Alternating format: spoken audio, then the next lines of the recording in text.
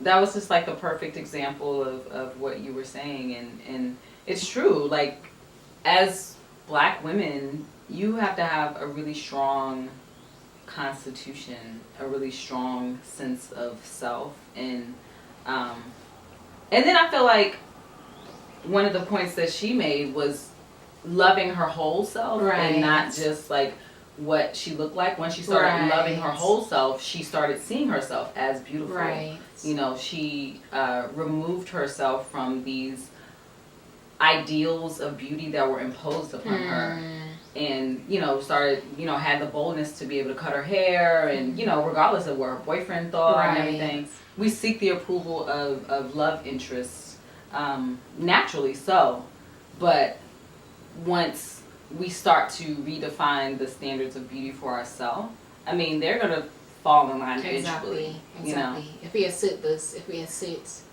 certain things, then people will adapt.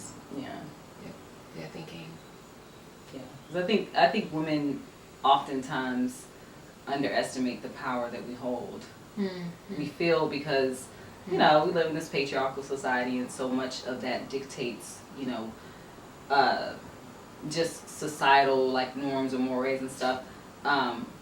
We let that, we make that let us believe that we have no control over these things, but we have, like, I mean, come on. We were created to the universe. Exactly. Like, you know what I'm saying? Seriously. And it's like, I mean, one huge thing is like solidarity, albeit whether it's among, well, I was going to say among women, but among Black women, first and foremost, and women of color. I'm just going to go and say that, say that, because, I mean, I do believe it's like, it's important to have solidarity among women in general, because there are certain things that we confront universally, but there are certain things, certain challenges that are unique to women of color, or unique to Black women, and certain things that we need to mobilize ourselves, certain issues we need to mobilize ourselves around to be able to be empowered enough or feel empowered enough to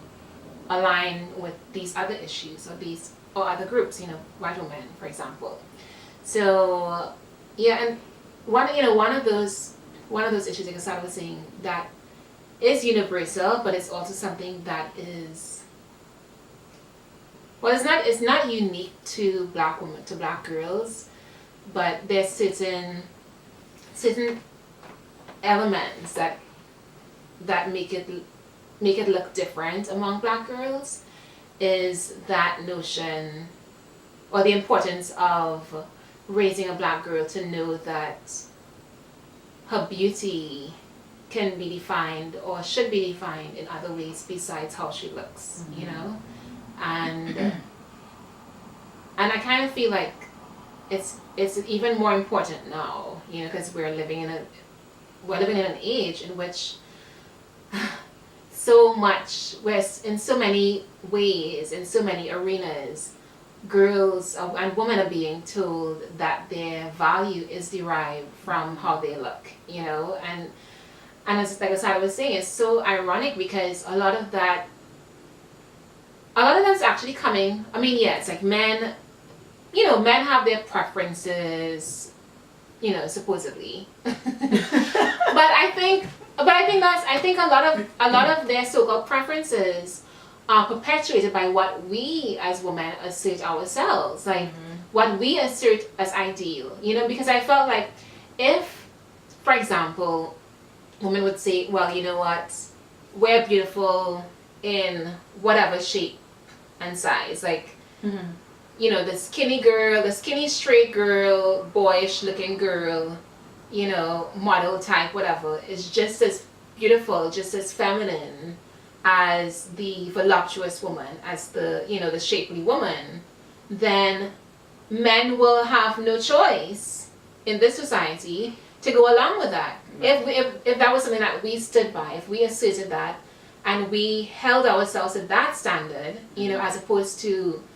a divisive one that said one type was more beautiful than the other, I feel like men would fall into place. But the fact that we don't support one another as often as we should in asserting that that there's a diversity of beauty or femininity, then that creates room for men to perpetuate those ways of thinking.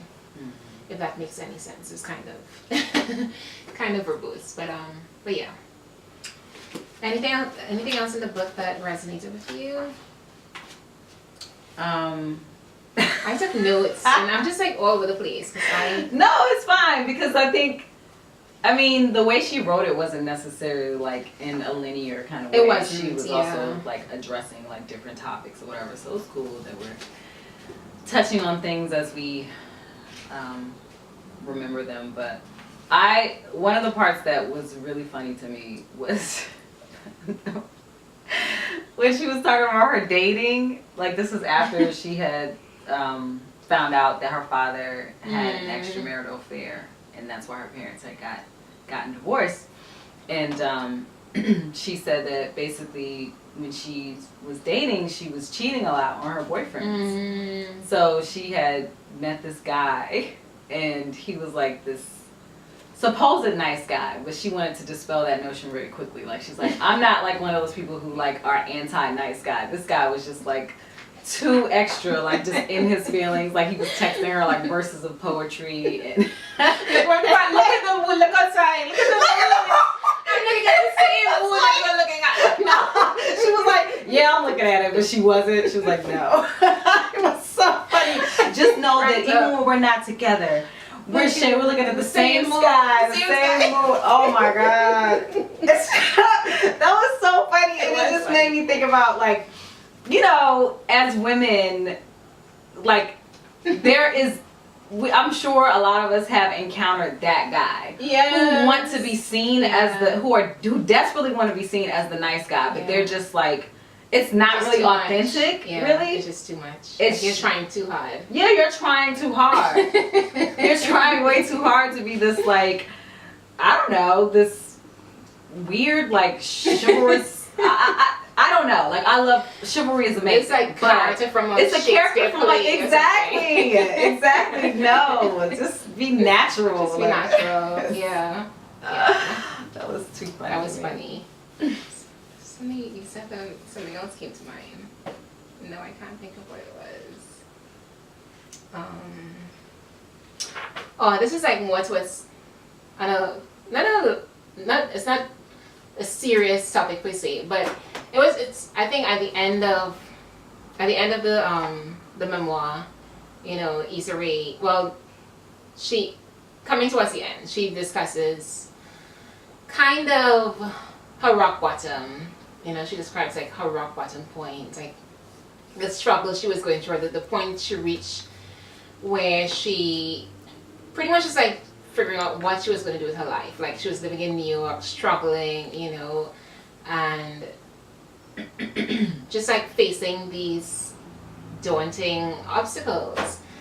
And it was at that point, like her lowest point, you can see, she realized what her purpose was, you know, and kind of gained like a clarity in vision, you know, as to what her purpose was.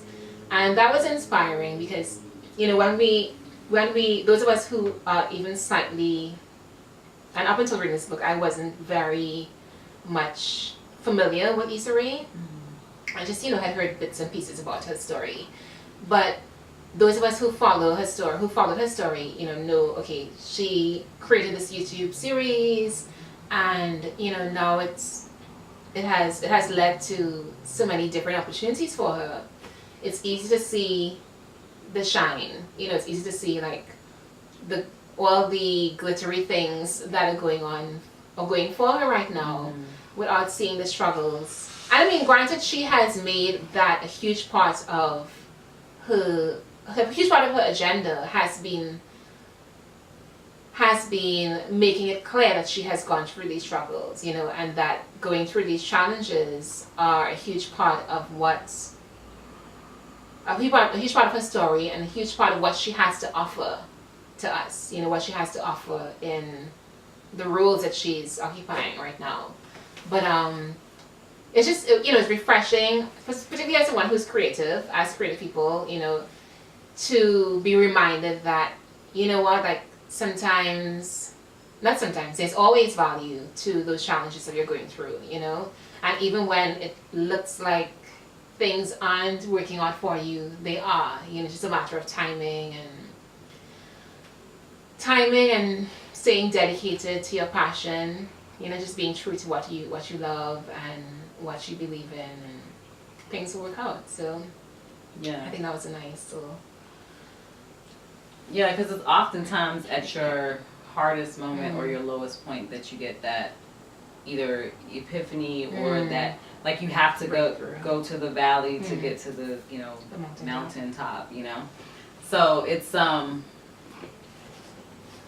as an artist, I've definitely been there, and I think we feel like, well, since time moves so quickly, we feel like, oh, well, I've invested so much time and energy into this. Why hasn't it happened the way I want it to happen right now?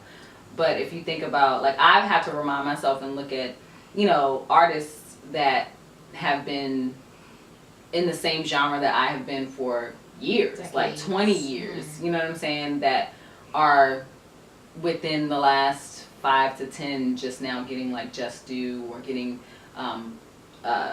acclaim as legends or inducted into, you know, Hall of Fames or getting awards and stuff like that. So it's just, I've had to learn to just, like she said, stay dedicated and stay focused and just keep expressing that creative aspect of yourself. And as long as that is authentic and true, it will eventually be received and resonate with the right people to open up those opportunities for you.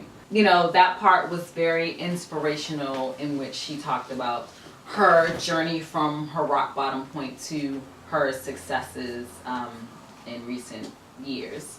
So overall, like, I really enjoyed the book. I felt that it was a refreshing perspective of a Black woman, a woman of color, who was so candid about her journey, her journey from being, you know, this insecure young girl to becoming into her own self-realization and who she was as a woman, who she was as a creative, and just creating this powerful brand and movement based off of her own, you know, self-professed awkwardness, you know, her own self-professed otherness in America, in Black community and Black culture. So I thought it was really good. Yeah, I agree, and would like to see more. You know, I think it's beautiful that there are more and more representations or diversity in representations of Blackness, you know, of Black femininity, whatever, you know, and yeah, let's keep it going. So we hope that you guys enjoy reading the book, and leave your comments below. Let us know what you thought or what you think of it. Yeah. We'll see you next time. Peace. Peace.